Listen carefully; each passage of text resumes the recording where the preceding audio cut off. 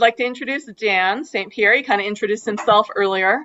So he is VE6TD, also KU7R. He's been a featured guest on the Ham Radio Workbench podcast, and he will be talking about off-grid solar-powered vacation home in Montana, as well as battery selection. So go ahead, Dan. All right. Let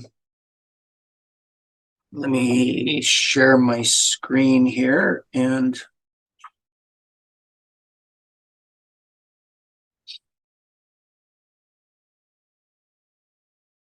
all right, and start. Oops. All right, you see that okay in the room? Looks good. All right, wonderful. So thank you, Lauren, and the club for the invitation for me to present here tonight. I'm absolutely delighted and honored to be here. So I've been a ham for a while, licensed in 2001 in Canada. I've got my basic and advanced that I got in one sitting.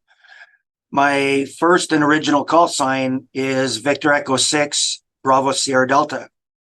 Unix folks here might understand this. I went with BSD because V6 System 5 just had too many letters for a call sign system. I've been a ham in the US as an extra class and accredited volunteer examiner since 2011. I'm also director of technology for the Foothills Amateur Radio Society, FARS.ca. We've got an extensive repeater network and so on. And so I look after all of that. Bit more about me. I've been interested in radio since I was a kid, but, licensed much later, interested in repeaters, HF, digital modes, and more recently, Parks on the Air seems to be the what all the cool kids are doing. From a off-grid and solar type of technology, I've built off-grid power systems for my campsite, as Tricia mentioned. I've also set up a residential site, cattle watering site, out in the middle of a pasture somewhere. Plus, more recently, I've been building these battery packs for portable radio activities when I go on the road. So topics I'm going to cover, kind of a broad array of use cases and so on, but we're going to get into some chemistry lesson about batteries. Very brief. I highlight the word brief. Power budgets, home station power, powering an off-grid station, and portable operations. And then just a slide or two about solar and wind, just in case somebody's interested in that. So first and foremost, there's going to be some terms used with myself here tonight, but when you're talking to other folks about solar power and alternative energy and so on, we're going to, you talk about watts, and that's usually used for solar panel ratings, various loads, inverters, and so on. But the term is not very useful for calculating battery capacity, charge or discharge state. Amp hours is another common term. So typical battery capacity rating. It is a useful measure of loads and runtime. So amp hours is the more common, more popular term to use. Also along that, you'll also hear, and I'll get into some explanation about a battery's C ratings as well. And then also we talk about depth of discharge, or DOD. And that really describes how far you can discharge your battery before you, for, ideal running conditions, runtime, and so on. And mainly so that you don't damage your battery. So the chemistry lesson, very, very brief. No formulas and, pictures of atoms or anything like that. Battery technologies are grouped pretty much into lead acid, so whether sealed or flooded. Some of their characteristics, they're probably the cheapest ones out there. They're very heavy. They can be high capacity. They will discharge somewhat gradually. The more load you put on them, the more they discharge. And then they adhere to Puchert's law. Puchert's law is a measure of the capacity of the battery, which says that the capacity is lower or appears lower at a larger discharge rate. So the bigger the draw, the more quickly it will appear to die and potentially, surprise you that it's not really, it was rated at 20 amp hours and didn't seem that I got that. AGM or absorbed glass mat or gel cells. Not so cheap, also heavy, high capacity, similar discharge profile to lead acid. And then the ones that everybody is on about more recently is lithium ion and lithium iron phosphate. LiFePO4 is the here we go with chemistry again. Commonly, some people just call them LiFePO or LiFePO4 batteries. They're on the more expensive side. They're very lightweight, huge power to weight ratio, high capacity, high energy density. They're pretty much exempt from Puchert's law, which is kind of an interesting thing, with the different chemistry. But they do require very cautious handling and charging. They have a pretty flat discharge curve typically, and then they just fall off the cliff when they get to the end. So a point to note, if you are looking at lead acid batteries and somewhere on either the spec sheet or a sticker on the battery, if it's got a cold cranking amp rating, don't buy it. It's the wrong kind of battery for these types of applications. Those are starting batteries, they're called. Good for a boat, good for your car, that sort of thing. Nominal voltage on batteries, lead acid, typically 12.6 volts. AGM, sealed lead acid batteries, similar kind of thing, some up to 13 volts. All, really good for running radio gear and things like that. Lithium ion, now this gets interesting because they have a nominal cell voltage of 3.7 volts, fully charged, even higher than that. So what's interesting is a 3-cell pack is too low, typically at 11 volts. Your radio isn't going to be happy with 11 volts. And a 4-pack will run you too high, above what a lot of 12-volt accessories and equipment is expecting. So more people that I know that carry lithium ion, like for soda activations and things like that, they're running QRP rigs and they can withstand the lower voltages, so that's fine. And then lithium iron phosphate batteries, fully charged, they'll be typically up to like 3.5 volts. And so a 4-cell pack is right in the sweet spot of radio gear at 12.8 and sometimes up to 14 volts. So I call those being in the Goldilocks zone. When it comes to charging and discharging, they've got very, very different profiles. So an example of a battery on the left-hand chart here shows your lithium ion, and LiFePO is very similar. What I was talking about is they run for a long, long time and then they just fall dead. But you can see where a lead acid, just gradually goes down, down, down, down. Why they're not as good, and, we've used them for years because that's all we had. But where they're not that great on a portable radio system is that as they discharge, the voltage drops and goes lower and lower. And, your radio ends up not doing as well as the voltage gets lower. I'll explain that a little bit deeper here in just a few minutes. I mentioned C rating earlier.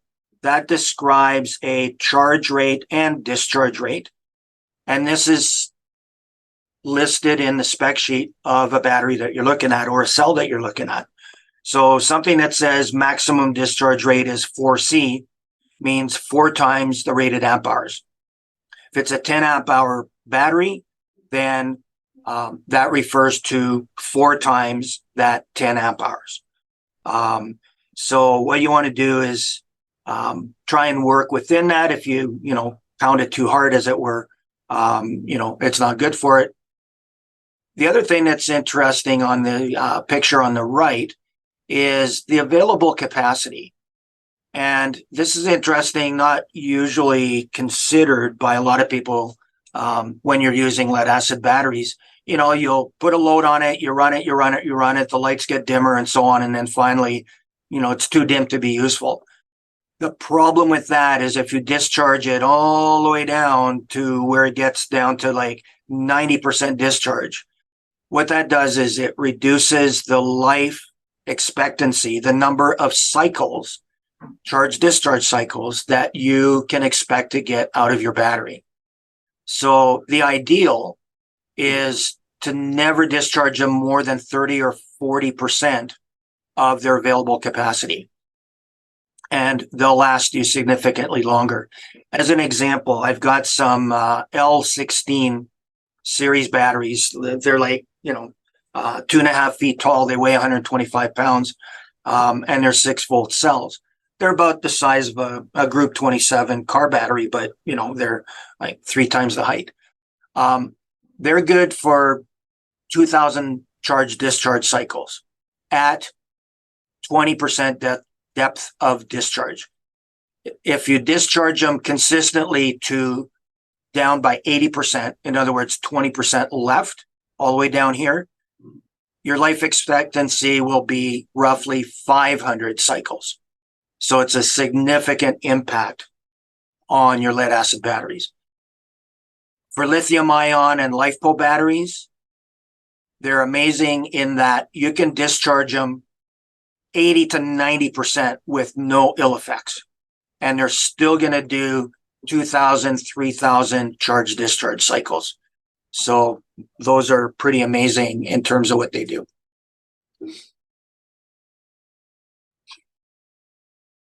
State of charge and how to care for your batteries. This is something that's often neglected, right? You put a voltmeter on it. Yeah, it's, 12.6 volts. You say, yeah, okay, it's great. Oh, it's only 12.2. It's not so bad. But it's not linear between 12.6 and 0 volts, right? A fully discharged, dead battery will be somewhere around 11.9 volts. If you look on the chart on the right, I've actually got a comparison of AGMs and flooded lead acid batteries. So look at the voltages and their state of charge. Down at 0%, they freeze.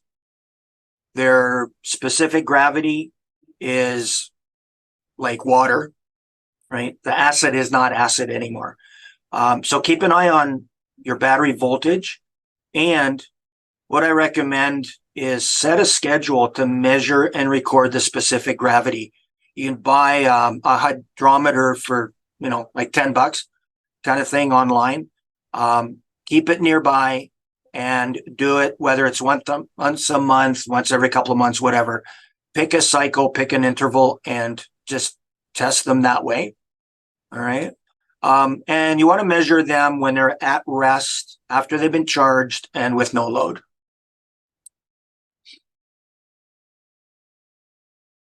So one of the other terms is power budget that you're going to hear a lot when you talk about this type of off-grid power and stuff. And really, we know what a budget is. Well, power budget is an equation summarizing charge and discharge, right? You add charge and you discharge, you remove charge. So what you want to do is be able to calculate, measure, and validate both your generation and your consumption. So one of the key things is how many amps for how many hours.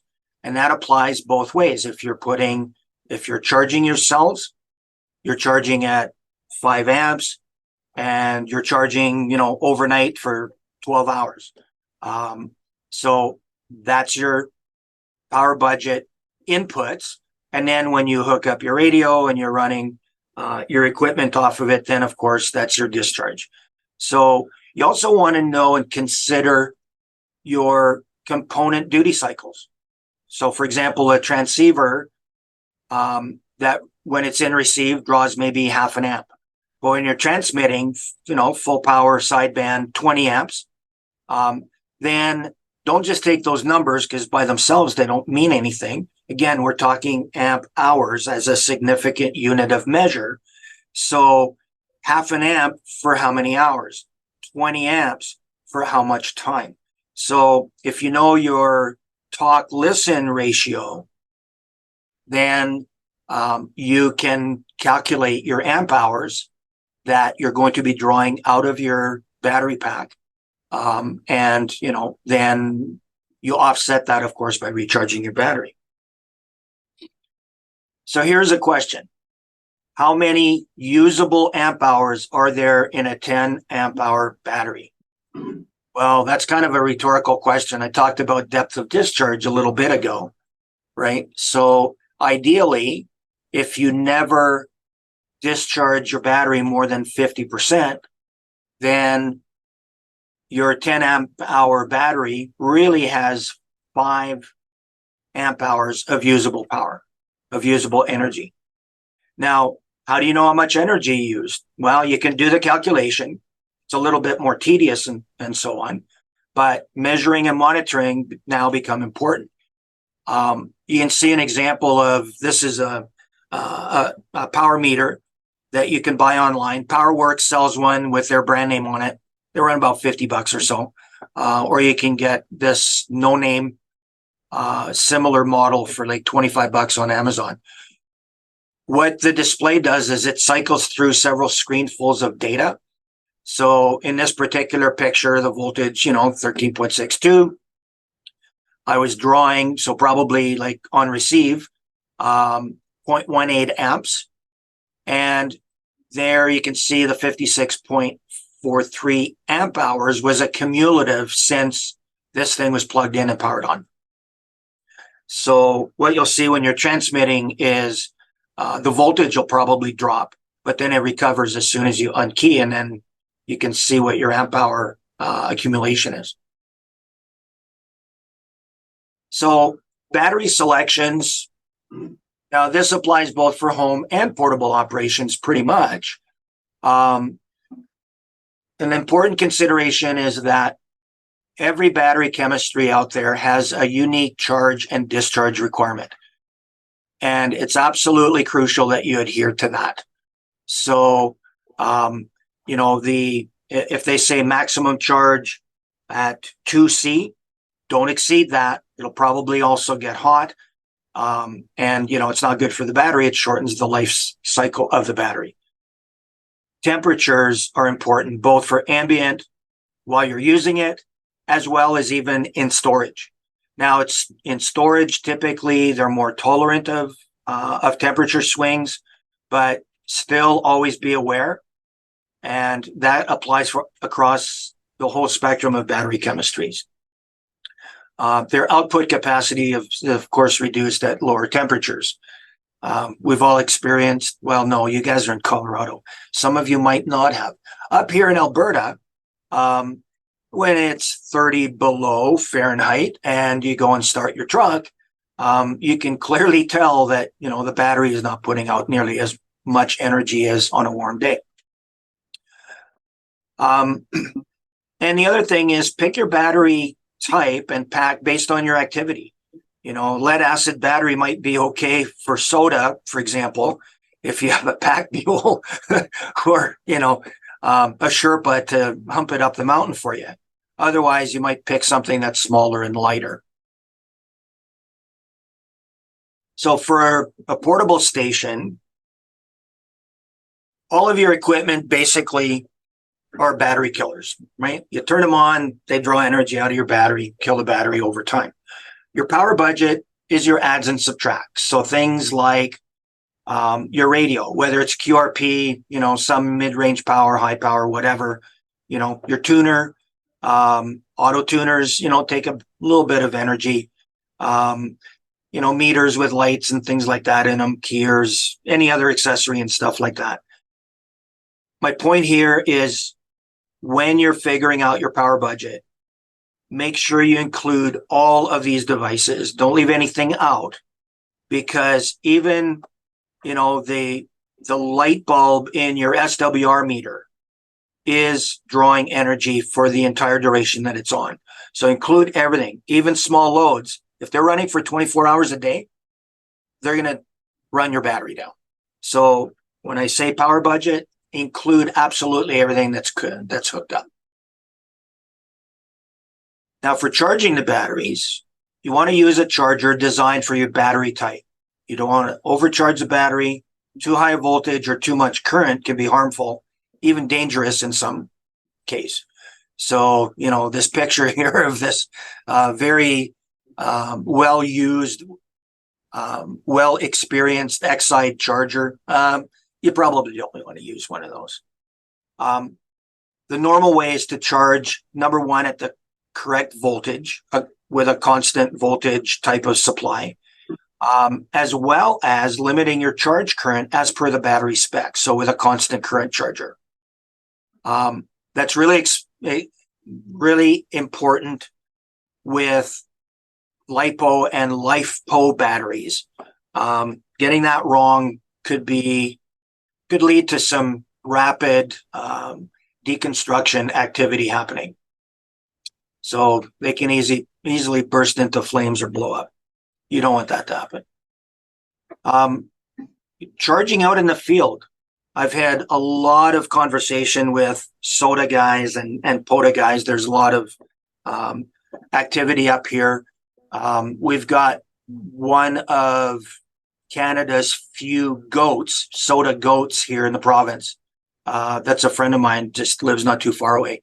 And so we talk about, field operations and stuff like that. And, for him up on mountaintops. And a lot of people talk about, well, I'll bring a little battery pack, but I'll bring a solar module up and, that kind of thing. The problem with these portable solar modules, you're usually very low output and very low efficiency. And typically don't really make a whole lot of difference. Your best bet is probably just bring a slightly larger battery instead of bringing this other gear. If you have a solar panel, you need a charge controller and that sort of thing. So, you complicate things. Maybe it just makes sense to bring a slightly bigger battery pack or a second battery. These typical roll-up modules, they're not, when you lay them out, on the ground or on a picnic table, whatever, they're not really oriented for maximum solar exposure.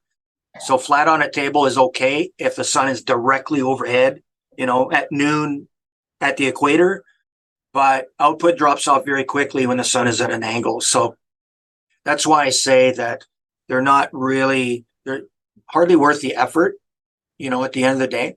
And the other thing too is, even a very tiny amount of shade that lands on those solar panels just about negates their output, drops them down to zero. So here's an example of a portable battery. These are actually pretty neat because they're really, really light. I've got a couple of these. These were actually my first portable batteries before I got a little bit more ambitious and leading to where I am today. 1.25 kilograms, not very much. Easily, they'll do 2,000 cycles. Their discharge rate, this is really neat. They'll do 20 amps continuous. So you want to run an HF radio at 100 watts, probably draws 22 amps, but the duty cycle on, say, sideband is less than that anyway. You could run that radio off of this battery without any problem. And it'll do 50 amp surge or 5C, which is, pretty good capacity.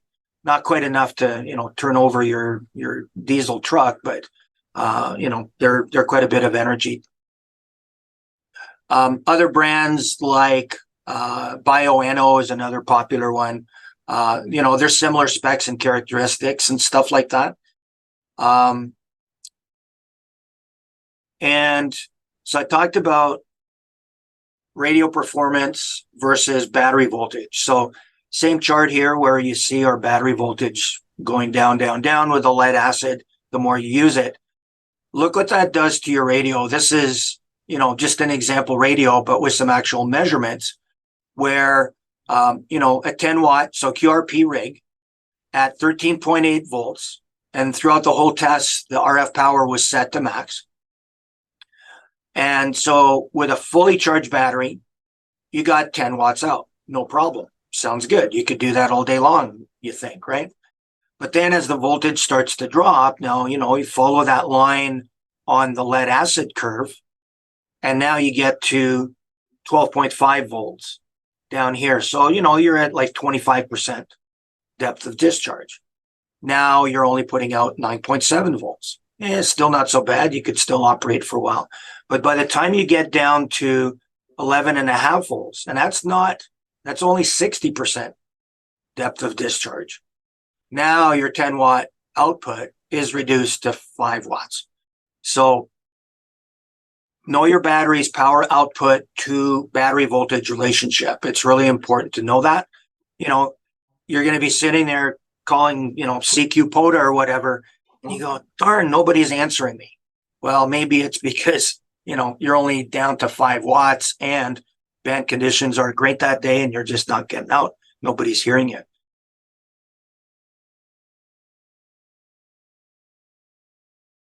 So after I've been playing around with these batteries for a while, I thought, oh man, what if I build my own? Could a guy build his own? Well, my advice with what I know today, don't be afraid to build your own. It allows you to fully tailor your battery pack for the size and capacity that you need for the activity that you're doing, and hey, if you're going to do one, stop at just one, it's one of those things, it's like a snack that you can't have just one. So build many, like why not, right? Different capacity, different size for different activities. So use a charge controller appropriate to the battery chemistry that you're building. Basically, like go big or go home, depending on what it is that you're trying to build. And really, what does it take? Well, you need some cells. You need a BMS, a battery management system. That is crucial for LifePo batteries to properly manage the charge and discharge of the cells. Some kind of an enclosure, wire, terminals, that sort of stuff. And so these pictures here were of one of my projects that I built. And I'm not going to go into a whole lot of detail about, building these or whatever. But if you go to my website, and the link is just on the bottom here, kodiaknet.com is my website. And so I've got to write up several articles, several posts on there actually about my battery pack builds. And then the picture on the left here is a second one that I built, and then a third one, and on and on. So I've been building a few of these. So yeah, this, I kind of got carried away with that caution label on there, but I thought it was pretty appropriate for what it is. So again, we talked about battery power and stuff like that. Well, we could do that even on grid in your home station. So sure, you've got a bunch of 120 volt gear, even 240 volt gear. That's all well and good. And then of course, radios, tuners, a bunch of our accessories and so on. A lot of our equipment runs on 12 volts, and we feed all of that with just a regular power supply. Well, adding a battery to that actually can make some sense. If you're doing emergency communication, disaster communication, that sort of thing. Backup power is a really good way to keep your station on the air. You can also use an inverter to power some of your 120 volt accessories. So almost like building a UPS, isn't it? So charging your batteries, again, we talked about solar and whatnot. There's a lot of ways, and easy ways and not so easy ways. You can charge your batteries with an AC supply, solar array, wind power, generator, water power and nuclear. We won't get into that. Quite here, it's a little bit complicated, I imagine. But I thought we'll explore solar energy and maybe with a little gust of wind sprinkled in there. So a solar array needs to be sized, the output, to exceed your loads on the discharge side. Definitely more needs to go in than comes out so that you don't kill your batteries. As an example, in Calgary, just north of me here, we receive 3.5 hours of sun per day annualized. So that doesn't seem like a lot. You think, oh, wow, well, great. In the summer, we get like 14 hours of sunlight, but annualized is the planning number when you're doing your solar power budget. So what you want to do is you want to know your area's insolation data. And that's a term you look for. You can Google it. The National Research, NREL, for example, has got maps. So you can look at your location and you can see how many hours of sunlight you get. Again, annualized hours per day. So you need to know that so that you can plan. You want to plan probably for a number of days with zero sun. Like, hey, you can get, a week of rain kind of deal at some certain time of the year. How much reserve do you think that you need? Whether it's 5 days, 7, 10 days, whatever, you need to know that so that you can design that in. And then, of course, the other thing is to have an alternative source in case there is no sun. So backup generators, gas, diesel, propane, whatever, but a generator at that point becomes pretty handy. So charging off the sun, this is my off-grid campsite in Eureka, Montana, just outside of Eureka. So that's 2,200 watts of PV on a ground-mounted rack. So they're always, they're rarely just one. So they're implemented as an array on some sort of a structured mounting system. They can be mounted on a roof, a pole, or ground mounted. Doesn't matter. It depends on your real estate. There I've got some land and good access, good view of the sky. They do require a charge controller, and they can be wired in a combination of series or parallel.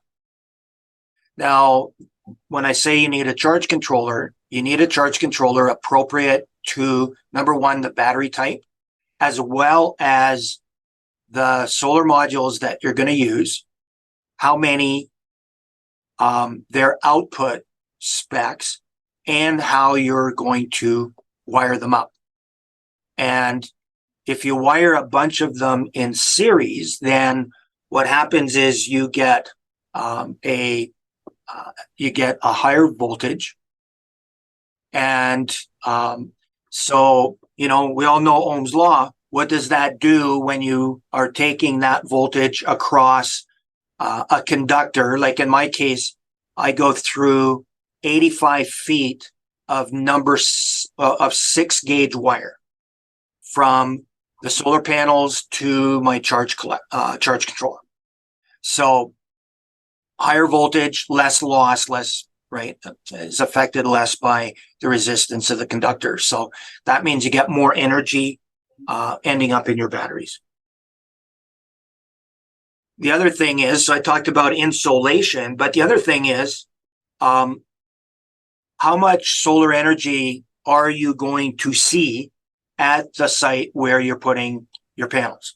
Whether it's on your roof, whether it's a ground-mounted array, or you're going to put one up on a pole or whatever. So survey tools can be quite beneficial to map the solar path pretty much, hourly and every month of the year and stuff like that. Because I mentioned earlier, any amount of shading, a small amount of shading, can dramatically reduce your energy capture. So I'll give you an example. This is a tool that I used. at a previous campsite that I had and look at all the trees. This is, of course, looking straight south. So the vertical line in the center is due south, solar south. And, there's an awful lot of trees and stuff like that. So, clearly where I was standing there, not a good spot to put a bunch of solar panels.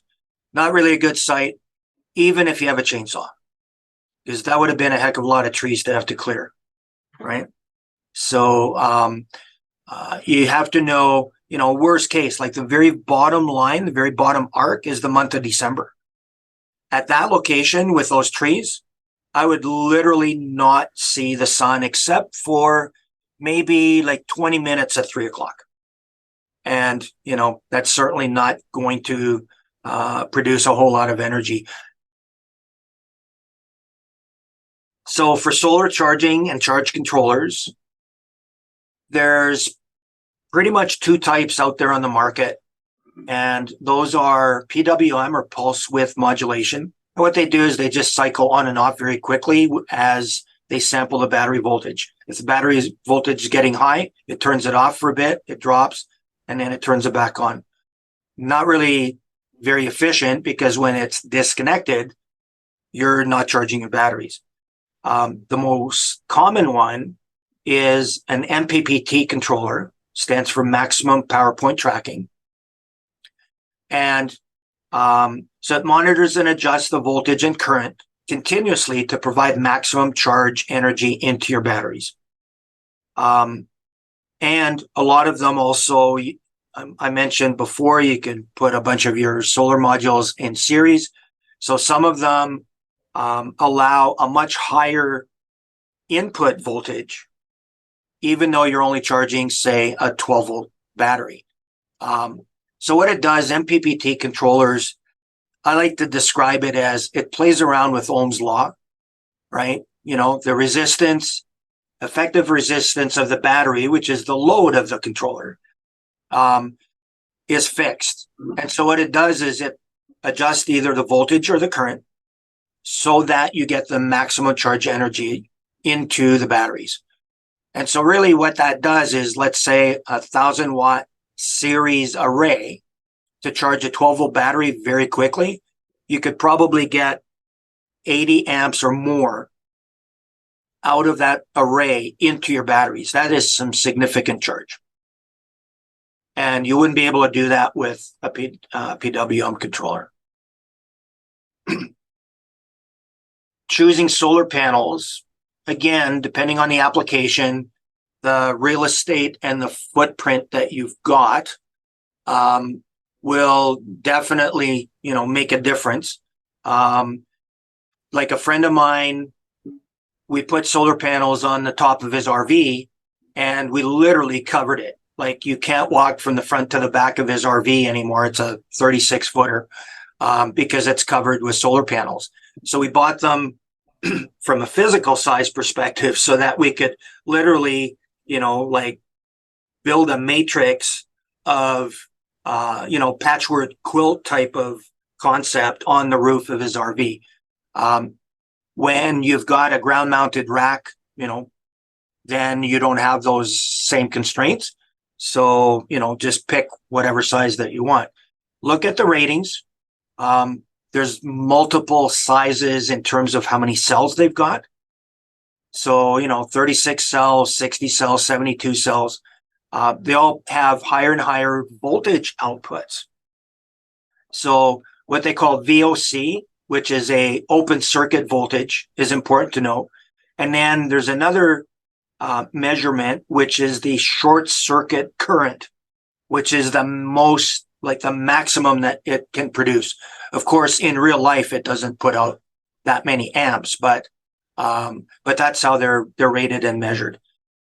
Most of the modules on the market run around 19-20%, but that's improving all the time, but really not a whole lot. About 15 years ago, the first solar module that I ever bought was like 17% or 18%. And so there hasn't been a lot of real improvement in their efficiency. What manufacturers are doing, they're just making them bigger.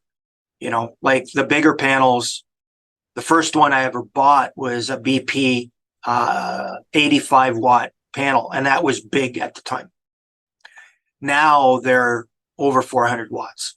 So they're just making them bigger. So they're not really that much more efficient, but their capacity, of course, has definitely gone up since. So you want to choose your size and capacity to meet your objectives. And then once you know that, you buy the appropriate charge controller that can handle the current and the input voltages. And then, the solar survey. If you do that, even if you just do it with a pad and paper, go out a few days of the year and just take, just do a sketch or whatever, you can kind of figure out things that might put shade on your panels. So wind power, I said I'd touch on that just a little bit. Could be roof mounted, pole mounted, tower mounted, whatever. They need a charge controller as well. And they usually require a diversion load because when they think your batteries are full, they don't, like residential ones, don't really have a way to just shut off. And so what they end up doing is they just go to a diversion load. What's a diversion load? Think of a dummy load for wind energy. And so that's where your energy goes, and it just converts it to heat. So it doesn't do much for your batteries. Be aware of terrain and obstructions, and also make sure that you understand the power curves of your wind turbine. And I'll touch on that in just a second.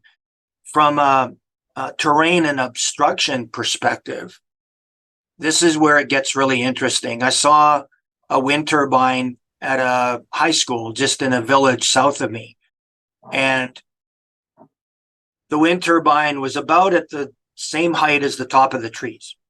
And it was surrounded on three sides by trees and a building on the fourth side. And I thought, how is this thing ever going to see any wind? Well, guess what? They took it down because they said, well, we put it up and it's not producing anything and saving us energy or utility costs. So it really wasn't very useful to them. So, a rule of thumb is the highest obstacle nearby within as much as 20 times the height of the turbine. And your turbine needs to be 2 times the height of that obstruction, whether it's a tree, a hedgerow, or your house. So that's pretty significant. And a lot of times, a lot of the cases, it's just not really practical. And the real deal breaker, and I put up a couple, so I know, is the actual output curve. So, if they rate a wind turbine at 400 watts or 2000 watts, whatever it is, it sounds real good. Oh yeah, it's going to make 2000 watts of energy, but that is at a particular rated wind speed. And so if you look at wind speed on the bottom, this particular chart on this particular model, and I'm not advocating a brand or anything, I just picked kind of a generic power curve. So it doesn't actually start to spin until, almost 6 miles per hour. And then it'll just slowly start to turn. Well, if it's only turning like 4 RPM, it is not making any energy for you. It's certainly a long way from that 400 watt rating. And so in a lot of cases, it takes, 12, 15, 20 mile an hour winds before it actually reaches the rated output. And then a little bit higher wind speed, and all of a sudden it goes, overspeed, and it shuts down.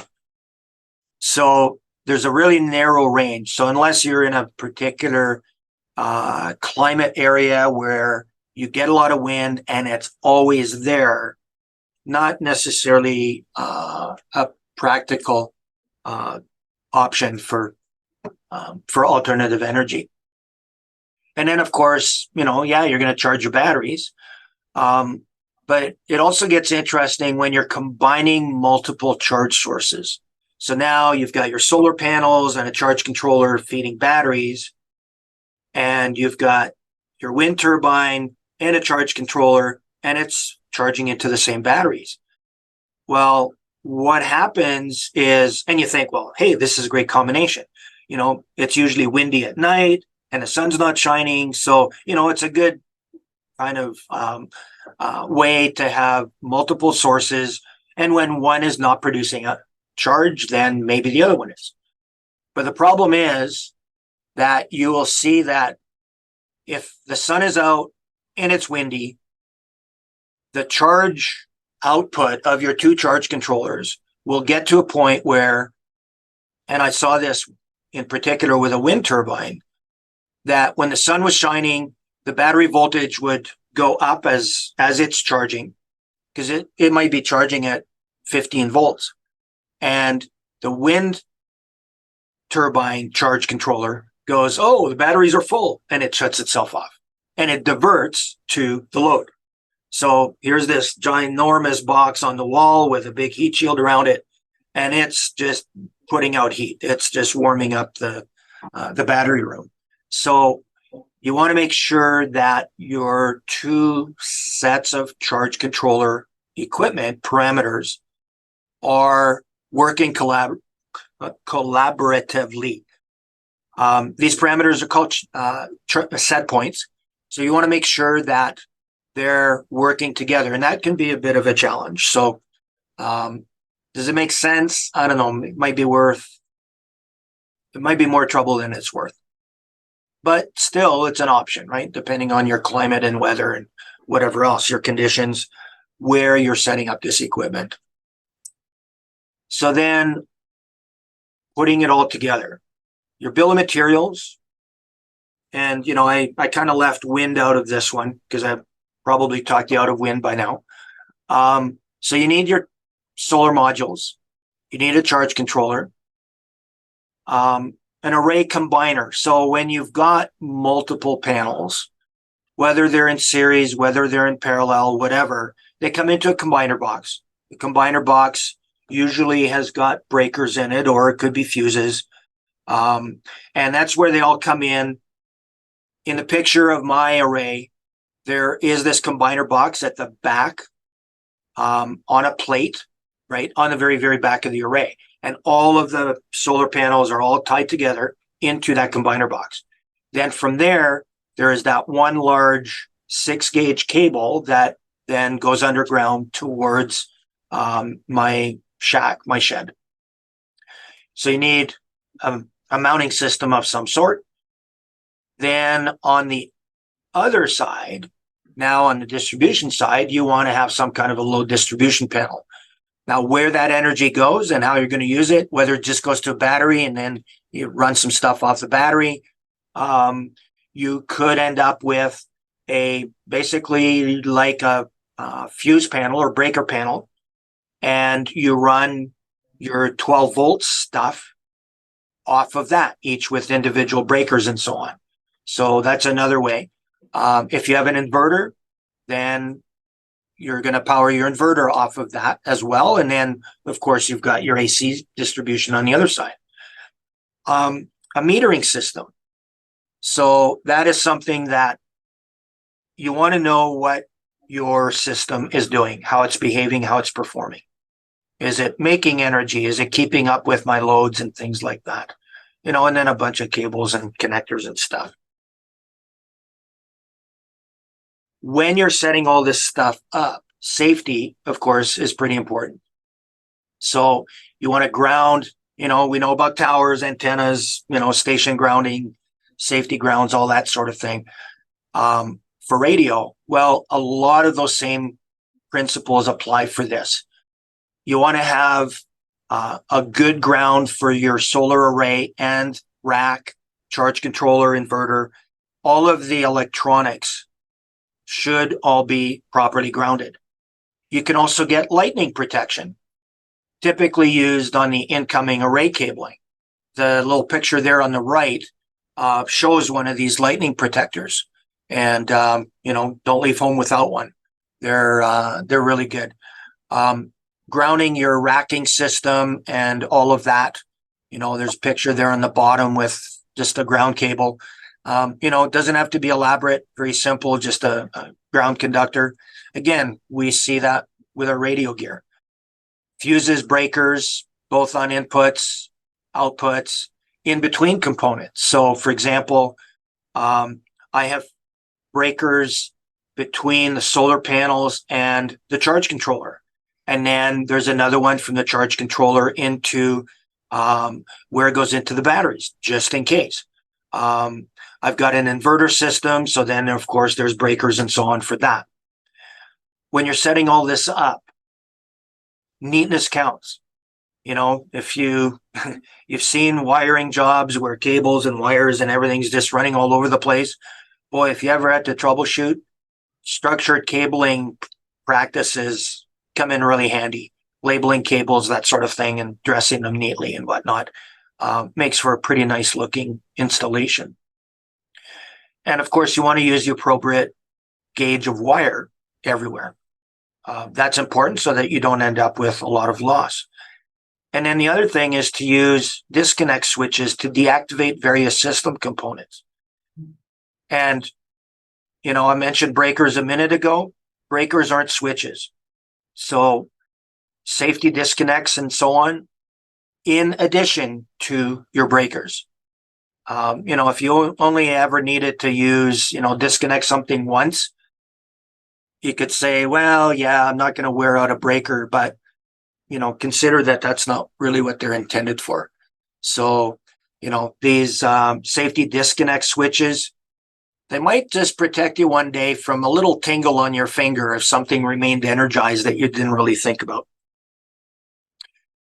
So it's okay if you're working at night and there's no voltage coming off of your solar panels, but then, during the day, yeah, you probably want to disconnect them. Now, in the shack, and when it comes to radio gear, did someone say RFI?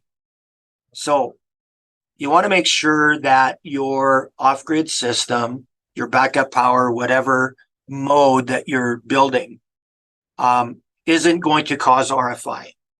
So ground the entire system, ferrite chokes. I shamelessly stole this sales picture from Palomar Engineers. They show a really good example. So, 3 sets of wires, your load, your battery, your solar panel, wrap them with ferrites when they go into the charge controller.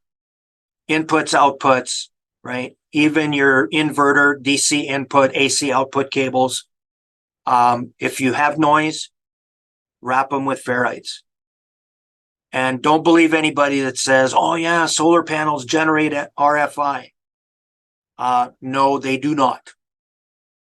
All right. It's the other supporting technologies and systems that can be generating noise, but it's not the solar panels. So the reason you put in this picture, you see the leads going toward the solar panel with a ferrite wrapped around it. You don't want the charge controller generating noise and radiating it out. In my case, that 85-foot wire going up towards my solar array now becomes, an 85-foot antenna generating some switching noise from the MPPT controller. But the solar panels themselves absolutely do not. PWM controllers are noisier just because of what they do. They're just switching on and off, sometimes at a high rate. If you have an inverter, I mentioned inverter input and output. If you've got a modified sine wave inverter, modified sine wave really is like a stair step kind of a waveform, not a perfect sine wave, being as it's a series of square waves, stair step. They generate a lot more harmonics, so you will get more RF noise out of a modified sine wave inverter compared to a pure sine wave inverter. So you put all this stuff together. Now you know you want to say, oh, well, does it even work? What's it doing for me? Is it making energy? Is it saving me money? Is it whatever? So this is where system performance monitoring becomes important. So monitoring at several points in your system. So measuring your charge controller performance, what your inverter is doing, so your loads, your station equipment, things like that, tracking your state of charge. Even if it's the only thing you do, that little battery capacity display there on the bottom that kind of looks like a fuel gauge, that's better than nothing. It's not great, but it's better than nothing. But it gives you some idea of the state of your batteries. And it'll vary throughout the day when the sun's shining, when you're running loads and things like that. So here's an idea. How about tracking your battery voltage over APRS? What a brilliant idea, if I say so myself. I've shut down my place for the winter, but if you look on APRS.fi for KU7R, guess what? Every 30 minutes, I beacon my battery voltage. And the reason I took some of my stuff home is I'm actually doing an upgrade, which is going to measure several additional data points in my system. So, if it's a remote site and you can't get to it, you don't have internet connectivity, whatever, to do all the telemetry, that's a kind of a simple way that we can all kind of take advantage of. And what you want to try and avoid is these really basic, red, yellow, green LED displays. You don't know what the thresholds are, and they're almost useless. So if you track the amp hours going into your battery system versus the amp hours coming out, that's also a really good way to keep track of your actual consumption and generation.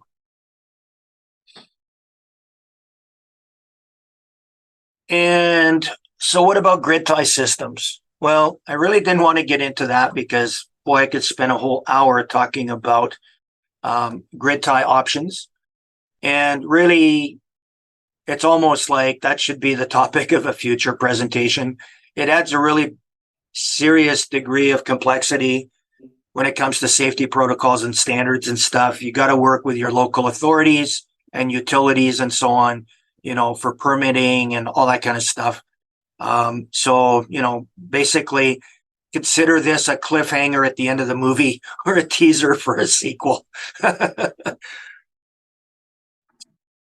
So that concludes what I needed to talk about. So there's my contact information.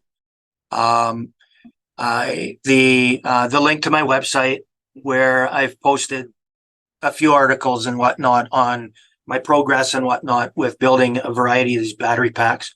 I'm working on a 31 amp hour pack right now with, they're kind of like a silver pouch kind of cell. We've all seen them. They're like really, really tiny. We've seen them like in this form factor.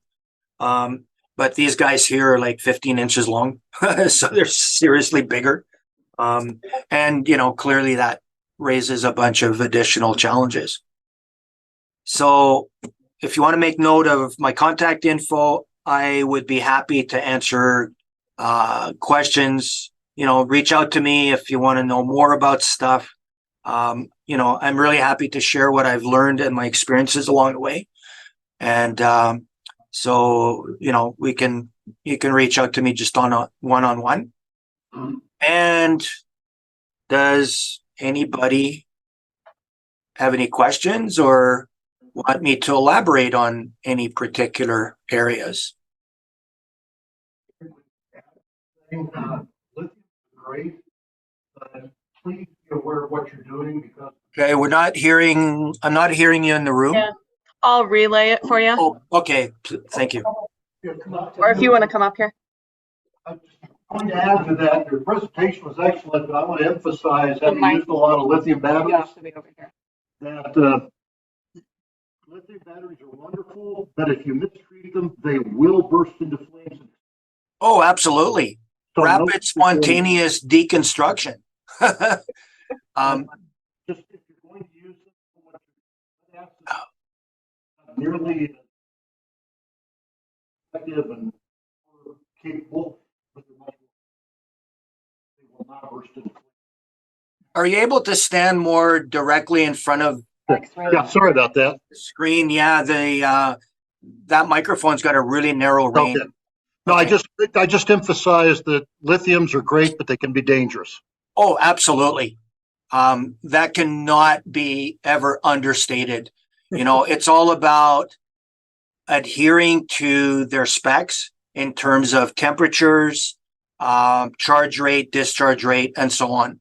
If you follow all of the manufacturer specs, you're probably going to be okay. You're not going to run into problems. It's when you push the envelope that you could run yourself into trouble.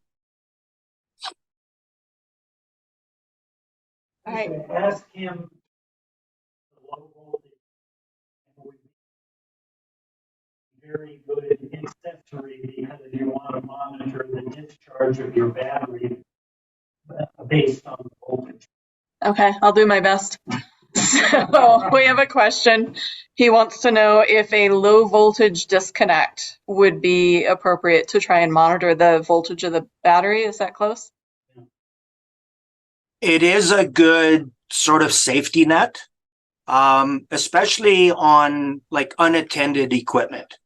So if you've got remote equipment and you can't be there to watch the voltmeter and so on, absolutely a low voltage disconnect will save them from discharging too deeply. So that makes sense. Again, the application will dictate where and when those are appropriate. All right. Any other questions? Were there any on chat? No. Nothing in chat. All right, Lauren's headed up. Microphone's kind of in this region. Sure. Dan, thanks a bunch. That's the camera on camera's there. right there. Let me squat.